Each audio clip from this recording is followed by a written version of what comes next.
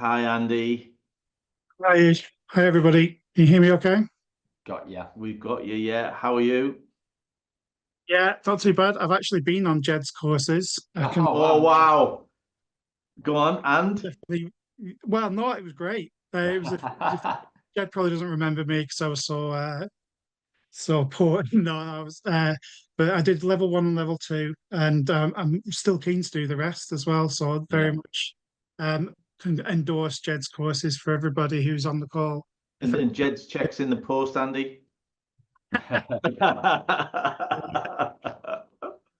But we're going to talk about governing body endorsements Yeah, and also elite significant contribution. I've got those right, haven't I?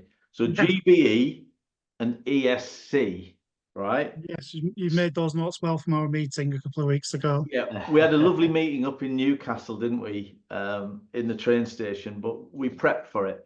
Now, the first question I'm going to ask you, Andy, um, and it's a Brexit question. It's Mm. not which way did you vote. We don't want to know that. In fact, the director of football at Man City, our last conference, he asked the audience who voted for Brexit, and there was a stony silence. Yeah. My question to you, Andy, is how did Brexit change the recruitment market in the UK? Well, obviously, it's a massive shift, wasn't it? I think for everybody, and I certainly have a feeling I know why the Manchester City delegate asked that question. He was probably Yeah. wanting to meet some people later on to ask why. But obviously, that all happened, and we won't go into the politics of it. Happened in 2016, the referendum, and then it took until 2020 for the FA and the Home Office to come up with basically a piece of legislation which has changed the way that we recruit, especially from the European Union, because there used to be that freedom of movement. That Yeah. was all part of the European Union for any industry, and that applied to football as well. So it was very easy previously to buy any player from the European Union, knowing that they would be able to legally work in this country. And so the big change, obviously, was that no longer applied, and so a point system was introduced to you know show all the clubs what the player coming in that would have to achieve to be able to actually get a work permit. So that's what the GBE is, the governing body endorsement. And obviously the governing body in this case is the FA. So the FA need to basically endorse your transfer for the player then to be able to come and play in this country. It was quite a complicated document, wasn't it, Andy? How many pages was that document? Yes, you know what? This is why you've got me on. But this is I'm probably the only person in the country who has this document saved to his phone as a thing on his. That sounds a bit sad to me, but no, Yeah, that's why you're here. Yeah, absolutely, absolutely, Andy. yeah. So it was. I think it was about 30 odd pages. But then in 2023, we'll get onto this. They introduced ESC, and that added another 15 to 20 pages onto it as well. So, You, you, is it you know okay what? if I just share my screen? Yeah, Yeah. you know what the thread to this, Andy, is, right? And there's a thread. It's happened a couple of times now. Oh, they're great slides, by the way. Um, this happened a couple of times now. It's actually who actually reads the document and who finds out about it by just chatting to the colleagues, and an opinion is formed without actually reading the document. So I'm glad we're in your safe hands. So just run us through, Andy. There's that's all your contact details, and obviously um, this is your area specialty. Just run us through what are the bandings in the men's game, first of all. Yeah, so this kind of first screen just shows you what GBE is all about and how you get those points. So first of all, you can get an auto pass if you are kind of an established international, and this is something that goes back many years. Like when there used to be freedom of movement in the EU, if you wanted to sign a player from outside of the EU, then you would only really be able to sign full internationals. Yeah. So those things still apply, but now they also apply to European players as well. So there's a little bit of information there about league quality minutes and continental bandings as well. And that's all really important because if you play in a certain league that's in a certain band, then you are more able to come and play football in the UK than other people. So obviously, you just asked about the bandings there. This is for the men's game. We'll talk about the women's game a little bit later on. And this is kind of like all I've done here is taken what's in the legislation and made it look a bit nicer and a bit more palatable. So this was actually last year's bandings, Andy, just to Andy, you've show you got Andy, how things change over time. Andy, you've got to know your flags, though, haven't you? On this one.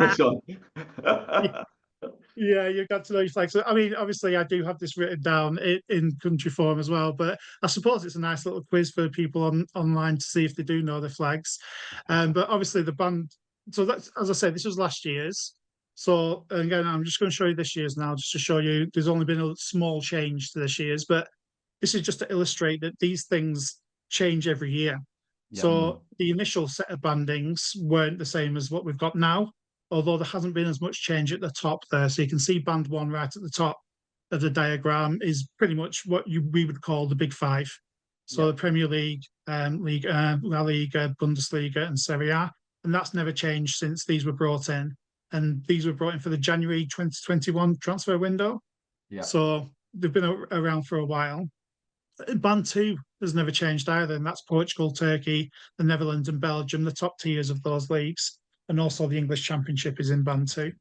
Band three, and this is where it gets a little bit more interesting because now we're talking about kind of international leagues. And it's actually been a benefit, or it should technically be a benefit to the likes of Brazil, Argentina, Mexico, and the MLS, because now their domestic players can move to the UK if they get a certain number of points. And we'll talk a little bit about that later. And then band four, we've got Czechia, Croatia, Switzerland, Ukraine, Greece, Russia, who used to be in band three, Colombia, Austria, Denmark, and the second tiers of France, Germany, and Spain. And then band five, Serbia, Poland, Slovenia, Chile, Hungary, second tier in Italy, Uruguay, Sweden, Norway, Japan, and South Korea. And for this year, Australia. So this is a new area now that people can scout in that you may be able to get. But the truth is, if you're after a GBE for some of these players who are in these leagues, you're not going to get them if they're in band four and band five because they just don't simply earn enough points to get to the 15-point threshold that GBE requires. Yeah, Andy, can I ask who is ultimately deciding which country is in each band? Because obviously it's obviously at some point there's a bit of subjectivity into it, and personally, from spending a lot of time in Norway, I know some of the Norwegian clubs almost feel a bit bad that they're in band five. I mean, they've got one or two very decent players that have played club football that have found their way into the Premier League. Who's deciding which band is which?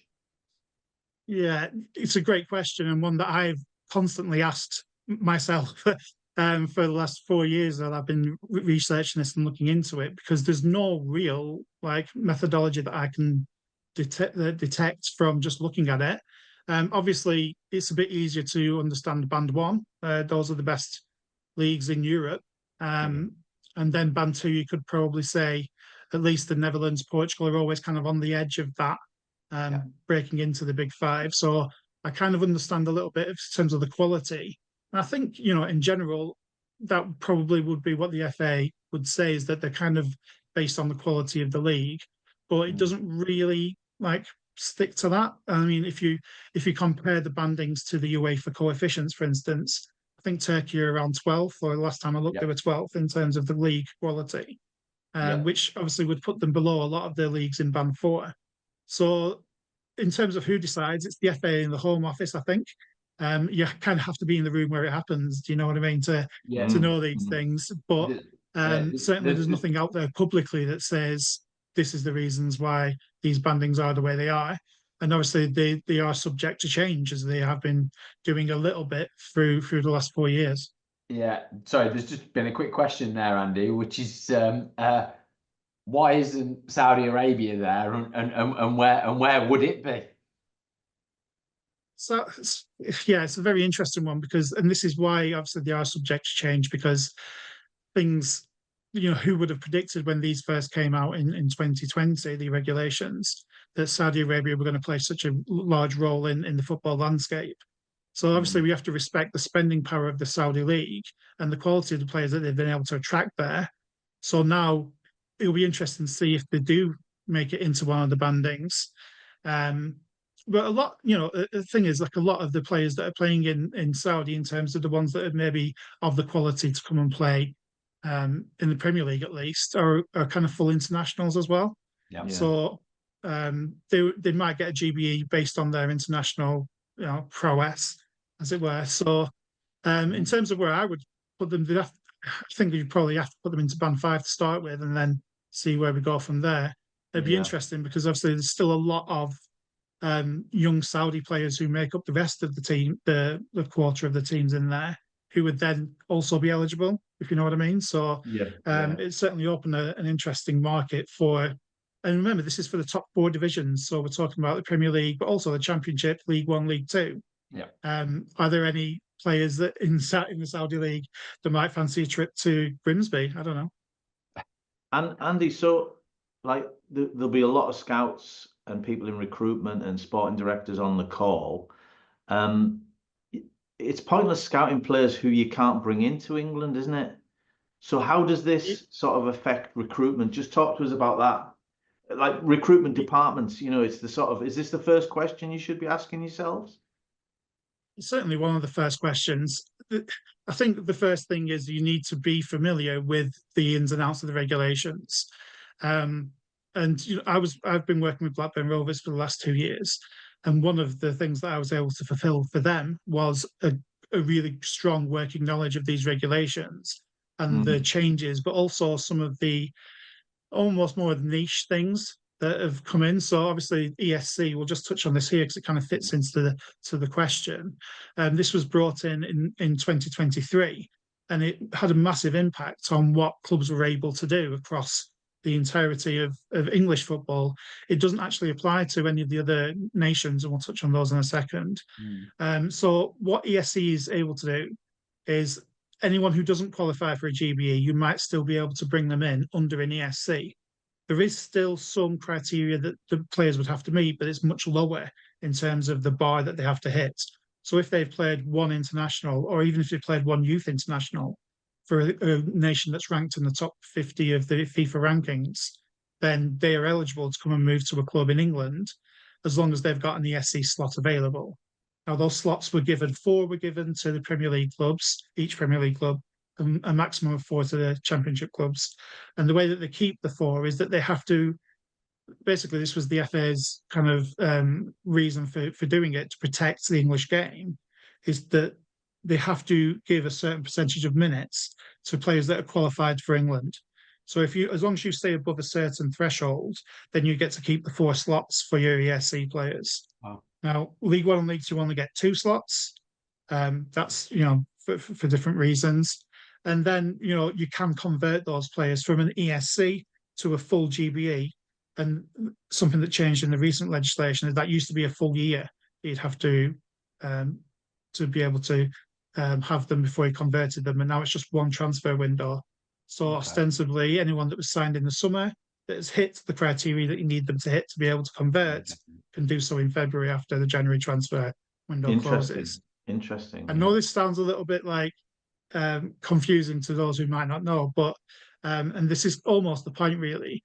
There are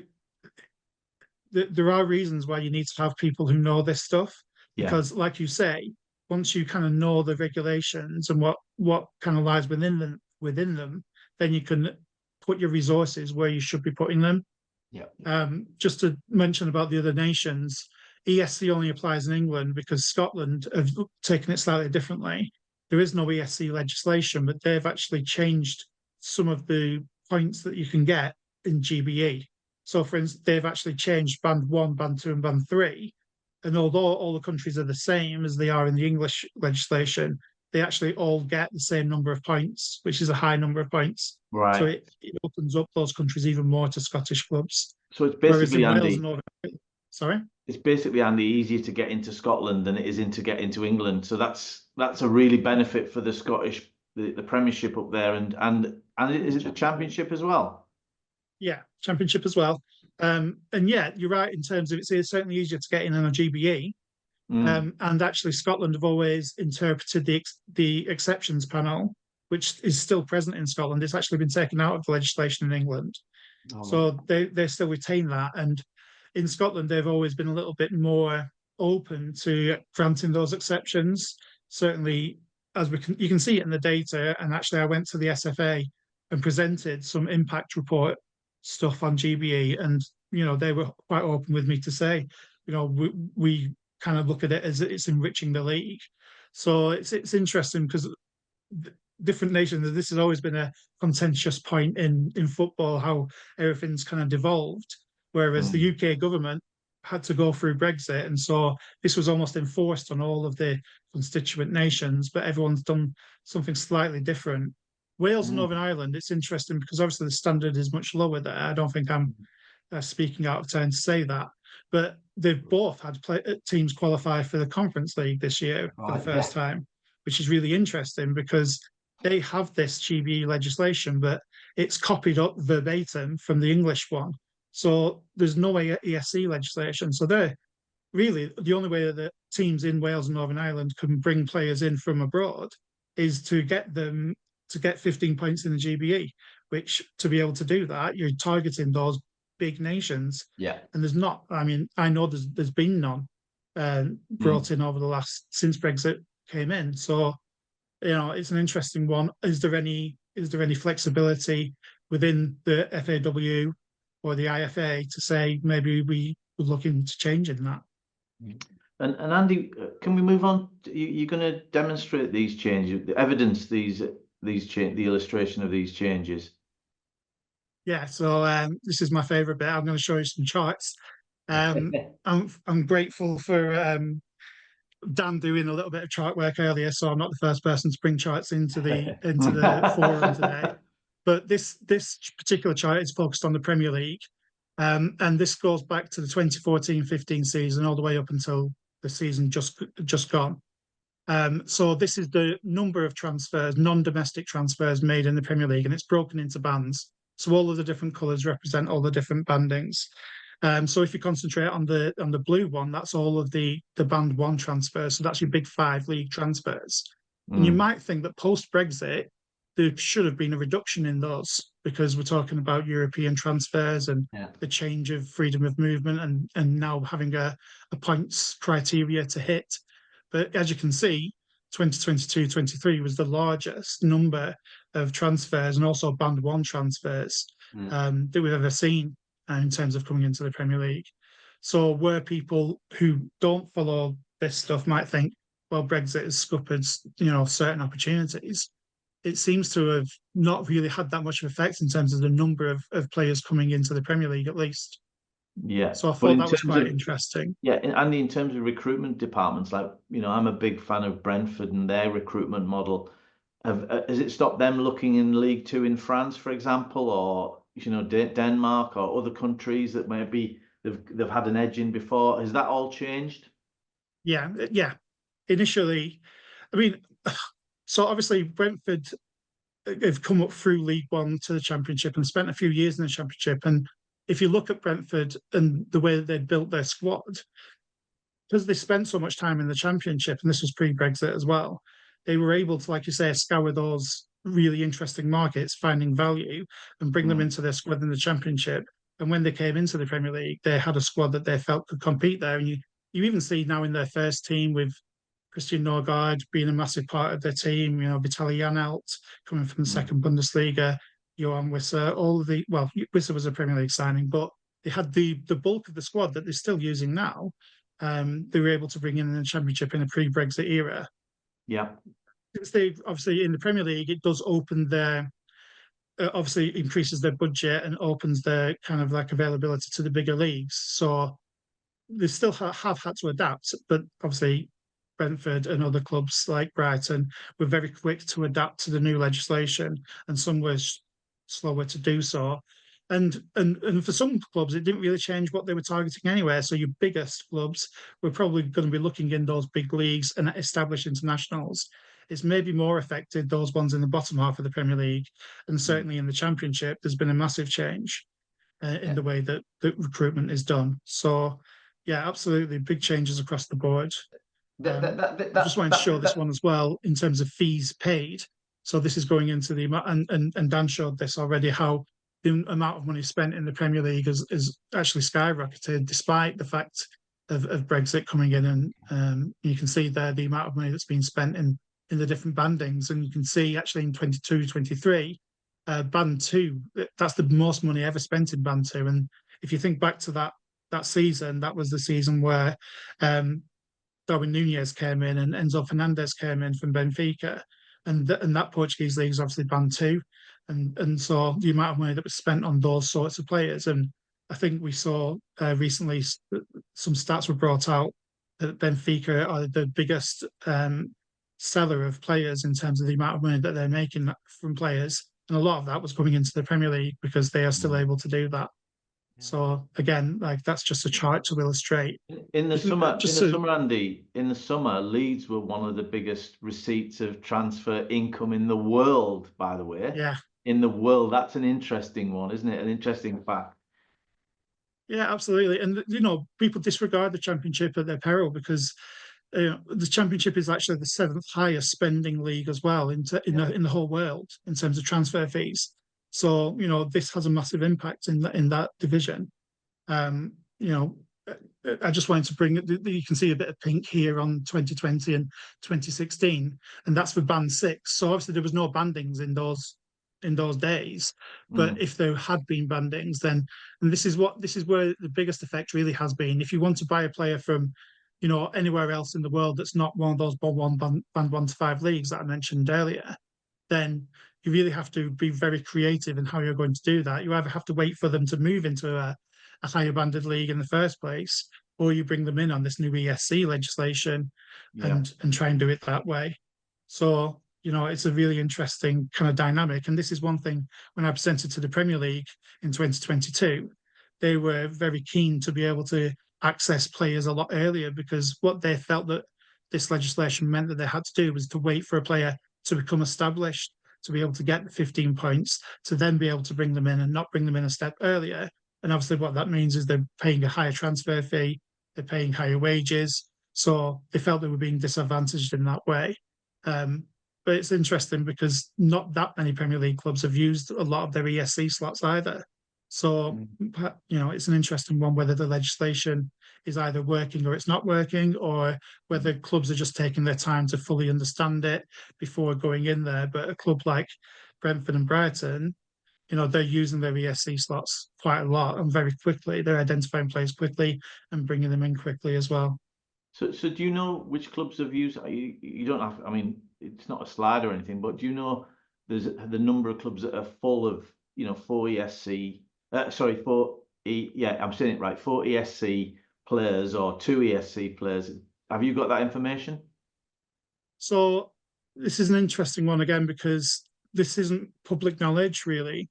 There's no area where you can go to, certainly that I'm aware of, where you can just say, you know, who's signed for what reason, and you know, who's got full ESC slots and who hasn't. But I've tracked every transfer that's come into England and Scotland for the last decade, and I've been able to like go into it, like look at each transfer and make my own personal decision on whether they got the GBE.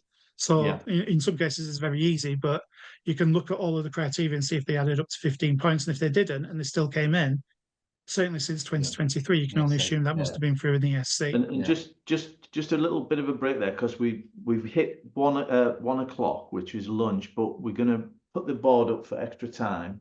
For 5 more minutes extra time, because we started a little bit late on this particular panel. So bear with us. I've put the board up. We haven't got a proper sign, have we? No, we haven't. But Andy,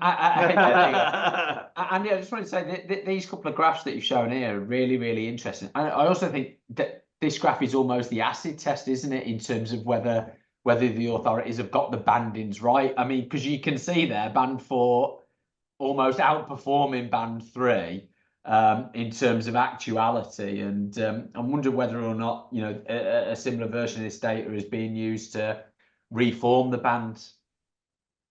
Yeah, it's interesting because with Band 3 being so international and based in the Americas, really, two Yeah. South Americans and two North American leagues, the infrastructure from the English clubs and the Scottish clubs over there probably wasn't as developed as it is now, even, or as it will be in the future, because Sure. that was always a very difficult market to shop in. It was very, you needed a full international to be able to bring them over. So that takes time to establish. Now, some clubs are quicker than others, and some clubs might have had contacts and infrastructure over there in terms of, even getting eyes on players, knowing the agent market. All of this stuff is very important when you're bringing in, as everybody on this call knows, when you're bringing in players. So, I would suggest that maybe needs even a bit more time to fully establish this. And an interesting fact here is that you look at all the transfers there on this screen that you're looking at, none of those are from Mexico. Like, there hasn't been a player brought in directly from the Mexican top division for a decade or more. So, we're looking at, with Javier Hernandez, I think maybe in the last one. But, if you bring in Mexicans, they've already made that initial move. So, So can I just mention the women's game just briefly in this stoppage time? Yeah, because some people look at the headline figures and think, well, why are the FA trying to stop the women's teams from bringing in foreign players? Because it's 24 points required for a GBE. And that's just a bit of a common misunderstanding, because the weightings for the points are very different in the women's system. So actually, I'm not saying it's easier, it's more difficult, but it's just a different system. So just because it's 24 and not 15 doesn't mean it's more difficult to do it, because actually the bandings are very different. And if we just look at a brief history of the last 6 years, again, I've compiled all of this data myself to look into what's happened. And actually, in the women's game, it's a really interesting thing that's happened. So if you look at the yellow is pre-Brexit, and then the orange is post-Brexit. And in the last 2 seasons, half of the transfers that have come in have been from foreign markets. So actually, it's massively increased from that 35% range where there was more domestic transfers. Now it's 50-50 between domestic transfers and this is just in the top flight. And just to show you how different kind of like bandings are, this was what it was in 21-22. There was 8 clubs in band 1 and the rest of the world was just classified as band 2. And then there was another 4 brought in the season after, and then they introduced 3 bands. And now at the moment, this is the situation. So you've got 8 in band 1, and we've got 6 in band 2. And if you look at those nations, again, Mexico are in that band 2, and there's only ever been 1 transfer, and that was last season from the top flight in Mexico to the top flight in England. So, that's the situation in terms of bandings in the women's game. And I think that, there's a lot more fluidity, as you can see from the diagrams there. And in terms of where players have come from to come into the top flight, you can actually see that Norway, Australia, and Denmark, Norway and Australia in particular, have a good case to be in band 1 if you look at it that way, because there's more players coming from them than they have from Spain, Netherlands, and Italy. So the colour coding there is the dark blue is band 1, and the green is band 2, and the red is band 3.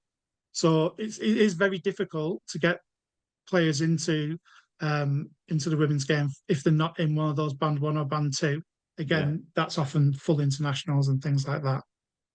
Andy, that is fantastic information. We've actually set up. We're going to do some.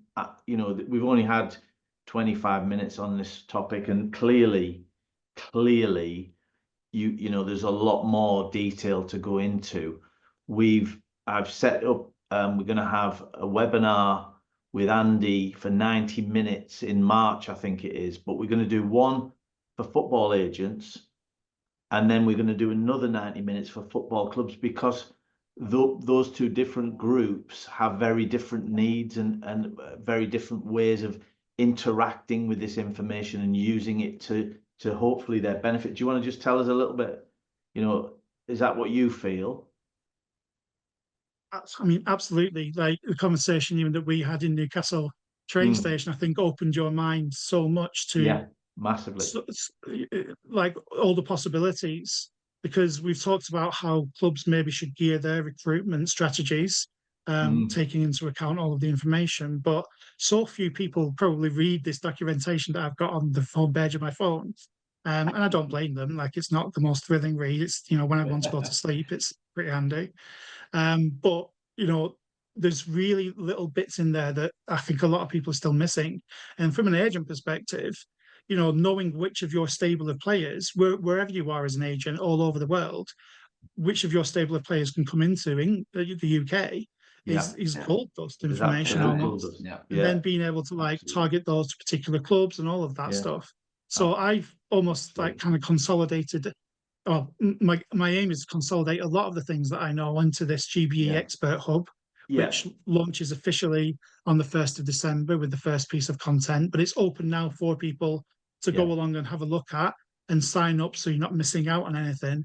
And there's a paid tier in this, which is where all of the juicy stuff is going to be. You'll get access to certain data that I have. You've seen some of it there.